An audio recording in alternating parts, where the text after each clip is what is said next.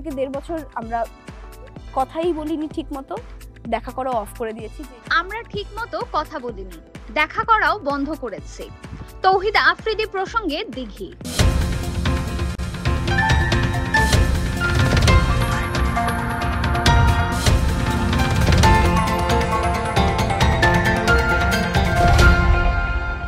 এই রকম নতুন নতুন ভিডিও দেখতে চাইলে আমাদের চ্যানেলটিকে সাবস্ক্রাইব করুন। ভিডিও ভালো লাগলে লাইক দিন, যদি কোনো পরামর্শ থাকে অবশ্যই কমেন্ট করে জানাবেন এবং অন্যকে দেখার জন্য শেয়ার করুন। থেকে 1.5 বছর আমরা কথাই বলিনি ঠিকমতো, দেখা করা অফ করে দিয়েছি। আমরা ঠিকমতো কথা বলিনি, দেখা করাও বন্ধ করেছি। তৌহিদ আফ্রিদি প্রসঙ্গে দিঘি। দেখা করা অফ করে দিয়েছি। সো এই ডিসটেন্সটাও আমরা মেইনটেইন করেছি। এবং শিশু শিল্পী হিসেবে যে জনপ্রিয়তা প্রার্থনা ফরদিন দিঘি পেয়েছিলেন, বড়বেলায় এসে তা ধরে রাখতে পারেননি। এই স্থান দখল করে নিয়েছে সমালোচনা, সঙ্গে কিছু আলোচনা, প্রেমের গুঞ্জনও রয়েছে। ইউটিউবার ও কন্টেন্ট ক্রিয়েটর তৌহিদ আফ্রিদির সঙ্গে জড়িয়েছিলেন নাম। বিষয়টি নিয়ে এর আগেও কথা বলেছেন দিঘি। আফ্রিদি বিয়ের পিড়িতে বসায় এই আলোচনায় ভাটা পড়েছিল অনেকটা।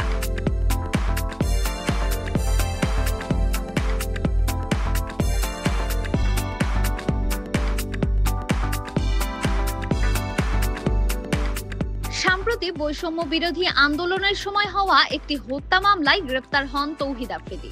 আর সে থেকেই বেশ কয়েকদিন ধরে সংবাদের শিরোনাম তিনি। এরপর থেকেই নানা অভিযোগের পাশাপাশি বিভিন্ন আলোচনায় উঠে আসে আফ্রিদির নাম। শোনা যায় আফ্রিদি বিবাহিত, তার স্ত্রী অন্তঃসত্ত্বা, কিন্তু একটা সময় এই তৌহিদ আফ্রিদির সঙ্গে নাম জড়ায় চিত্রনায়িকা প্রার্থনা ফরদিন দিঘির।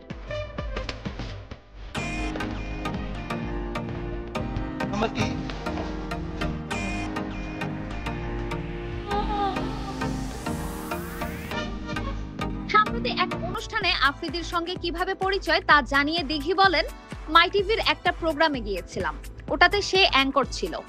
ওখান থেকেই প্রথম দেখা, পরিচয়, এবং তারপরে ওই শ্যুটটা অনেক বেশি ভাইরাল হয়ে যায়। আমরা কেউ রেডি ছিলাম না ওটা এত ভাইরাল হবে। আমি মাই টিভির একটা প্রোগ্রামে গিয়েছিলাম, ওটাতে ও হচ্ছে অ্যাঙ্কর ছিল।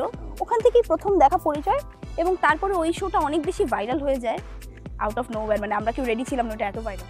তৌহিদ আফ্রিদি নিজেকে দিঘির বয়ফ্রেন্ড দাবি করতেন, এমন গুঞ্জনও ভেসে উঠেছিল শোবিজে। এর প্রসঙ্গে দিঘি বলেন, আমরা কখনো এরকম কথা বলিনি, আমি তো বলিনি। আর ও তো আরো বেশি স্ট্রিক্ট ছিল ব্যাপারটাতে। এবং একটা মোমেন্ট ছিল যে যখন ব্যাপারটা অনেক বেশি বেড়ে যায়, শোবিজে অনেক বেশি কথা হয়ে যায়, অনেক বেশি নিউজ হওয়া শুরু করে, তখন এই জিনিসটা নিয়ে আমাদের ফ্যামিলি বিব্রত হয়ে যায়। না না না না, আমরা কখনো এরকম কথা বলিনি, আমার স্পষ্ট মনে আছে, আমি তো বলিনি।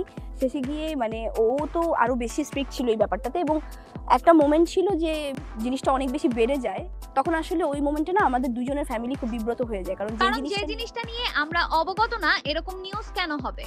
কারণ আমরা এটার জন্য প্রস্তুত না। এটা খুব পার্সোনাল কথা লিখে ফেলেছে।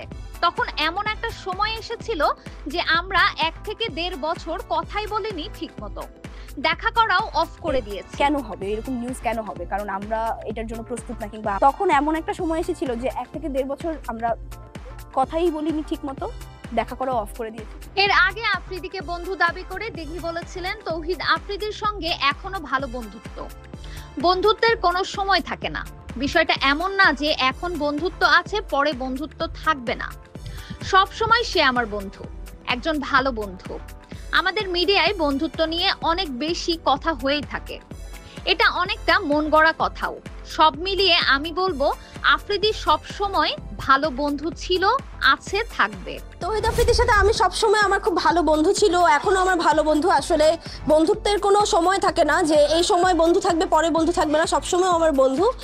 এর বাদ বাকি আমি প্রতিবারই আসলে এই জিনিসটা ক্লিয়ার করেছি যে আমাদের মিডিয়াতে সবসময় একটু বেশি কথা হয়েই থাকে, কোনো বন্ধুত্ব নিয়ে সবসময় হয়ে থাকে। তো ওই জায়গা থেকে আমার সবসময় ভালো ফ্রেন্ড ছিল। আফ্রিদি ছাড়া মাহিমিন রাশিদ নামের এক তরুণের সঙ্গে প্রেমের গুঞ্জন উঠেছিল দিঘির। ওই তরুণের ফেসবুক আইডিতে তার সঙ্গে দিঘির বেশ কিছু ছবি দেখা গিয়েছিল।